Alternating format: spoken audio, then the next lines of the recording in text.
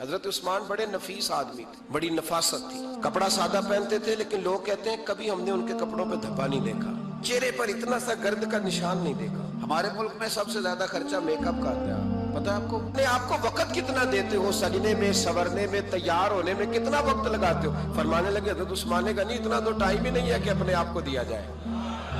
تو قبر اتنے پیارے کیسے لگتے ہو؟ فرمانے لگے اپنی وجہ سے نہیں لگتا، حضور کی وجہ سے پیارا لگتا۔